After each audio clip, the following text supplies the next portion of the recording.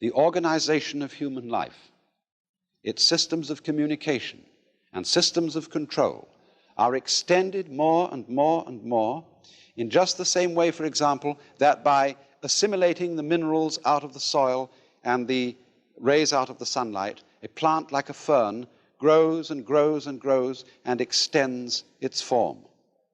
And in this way, its organization prevails. Now then, you see, if you take this task of what we call the conquest of nature, the task of making order victorious over chaos or randomness, if you take this seriously, you will look upon it as warfare. And you will firmly believe that the most urgent thing that there possibly can be is to make order prevail over randomness, to make good prevail over evil, to make life prevail over death.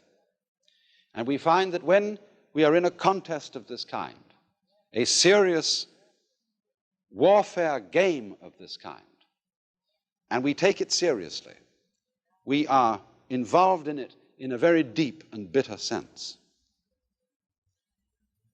Now, the difference of Buddhism from science as a form of knowledge is that in Buddhism, it would be said that this view of things, this view of the task of life as making order triumph over disorder, leaves something out.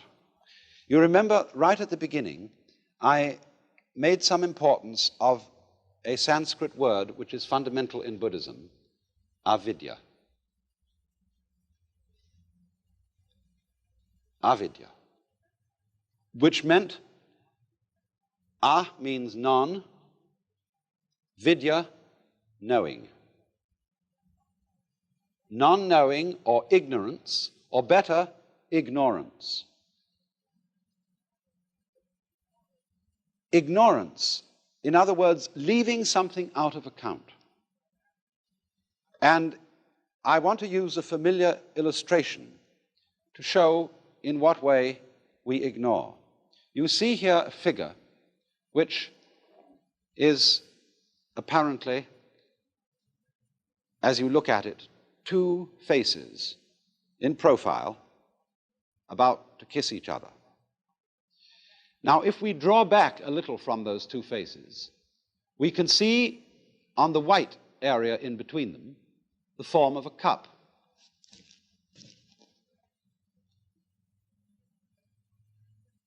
But the interesting thing about this is that as you look at it, you will either be able to see the form of the cup or the form of the two faces in profile, as it were, about to kiss each other.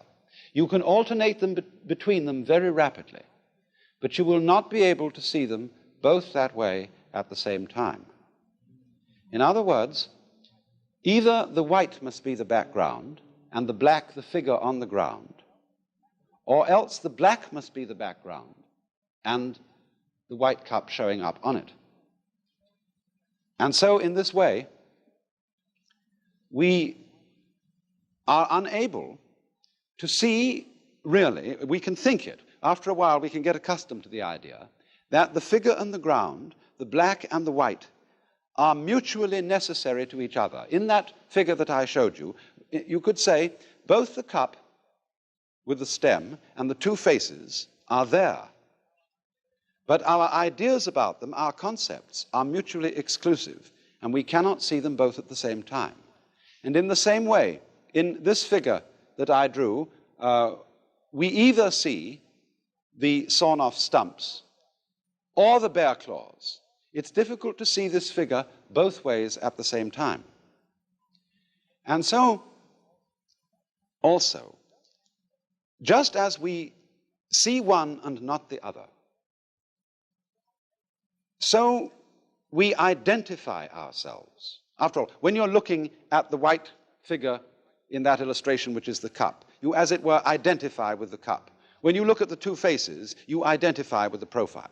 So in the same way, when we experience the world around us, we identify with the subject, the knower. We don't identify with what we see. But as a matter of fact, if there is nothing seen, there is no experience of a seer.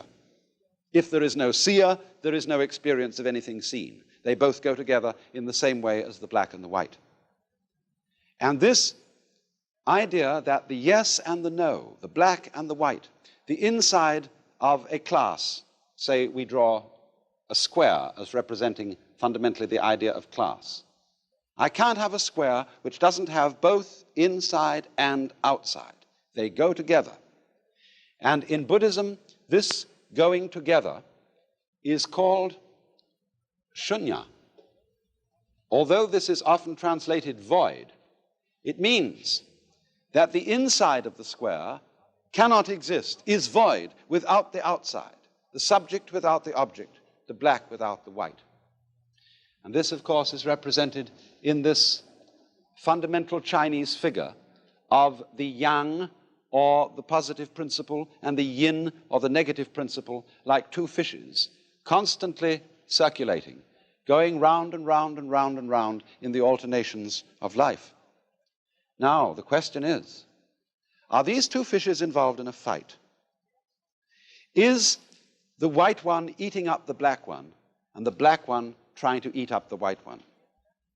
If that is the situation, then, of course, life is fundamentally nothing but a grim contest. If this one up here is the good fellow, and this one is the bad fellow, if this is order and this is chaos, then a fight goes on between them. And that's largely the way in which our technology has interpreted man's situation as against nature. This is man, the white, the good fellow. This is nature, the dark, the bad fellow. And the white one has got to eat him up. But what happens if the white fish succeeds in eating up the dark fish? The white fish disappears as well as the dark one, because the white one is only there in relation to the dark. So then, if these two fishes, as it were, wake up, if this one wakes up and this one wakes up, which is called awakening in Buddhism, they realize they're one. In other words, they go together. They're inseparable from each other. And this realization is that experience, which is called in Zen Satori, or in Buddhism, Bodhi, awakening.